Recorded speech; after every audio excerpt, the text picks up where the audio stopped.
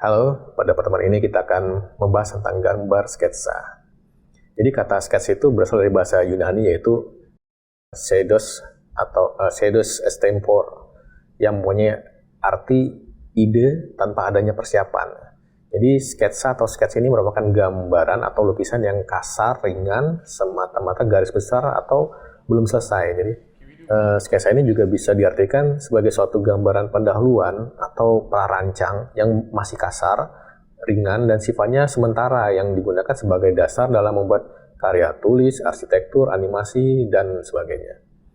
Menurut Kamus Besar Bahasa Indonesia, sketsa merupakan sebuah lukisan yang cepat, hanya garis-garis besarnya, gambar sebuah rancangan, reng-rengan, denah, bagan, pelukisan, dan dengan kata-kata yang terkait sesuatu hal yang berupa sebuah garis besar, tulisan singkat, dan ikhtisar ringkas.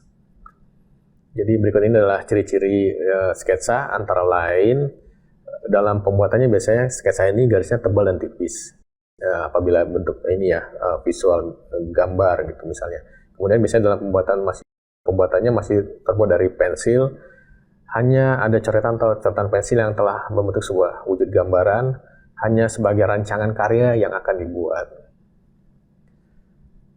Jadi apa tujuan sketsa ini dibuat gitu ya? Jadi sketsa ini tujuannya untuk merekam inspirasi atau sesuatu yang dilihat oleh seorang seniman, untuk merekam atau mengembangkan suatu gagasan yang akan digunakan. Kemudian tujuan sketsa adalah untuk memberikan gambaran citra atau pencitraan, gagasan atau prinsip secara singkat.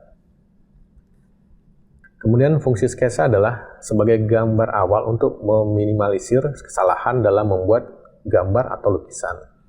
Sebagai gambaran awal tentang suatu tema yang akan dibuat lukisan atau gambar. Kemudian fungsi sketsa yang lain adalah membantu pengamatan seorang seniman dalam memulai karyanya. Fungsi yang lain adalah membantu meningkatkan kemampuan seniman dalam mengkoordinasikan hasil pengamatan dan keterampilan tangannya.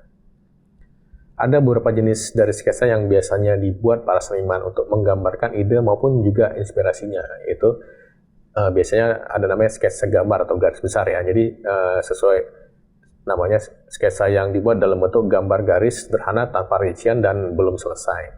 Kemudian ada sketsa cepat, yaitu sketsa yang dibuat dengan menggunakan beberapa garis besar saja untuk memperlihatkan citra atau gambar pada sketsa yang telah selesai.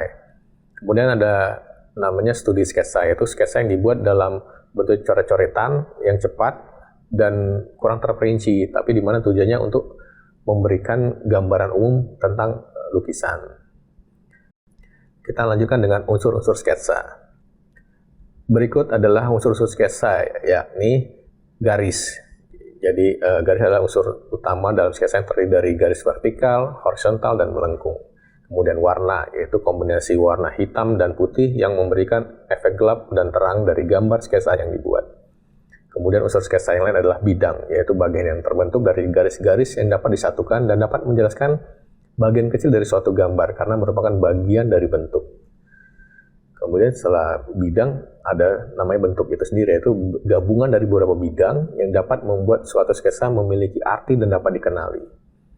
Kemudian unsur sketsa yang lain adalah efek pencahayaan, yaitu efek yang diberikan pada sketsa sehingga gambar yang dihasilkan terlihat lebih tegas dan jelas.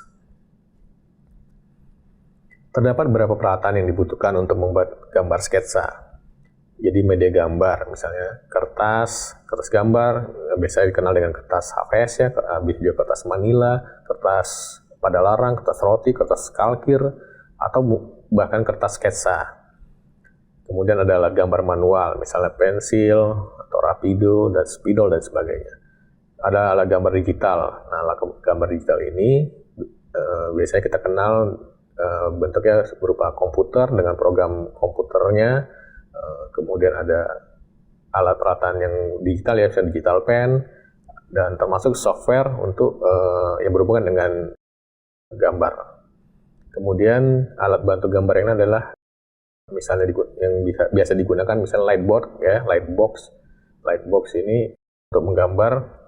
Kemudian ada scanner, ada meja gambar, bahkan ada mesin gambar. Biasanya pada meja gambar juga dibantu dengan mistar gambar atau mungkin busur derajat.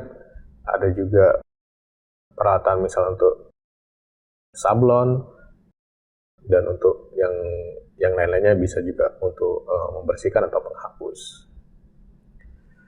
Demikian uraian tentang modul ke-10, silakan ikuti video-video berikutnya.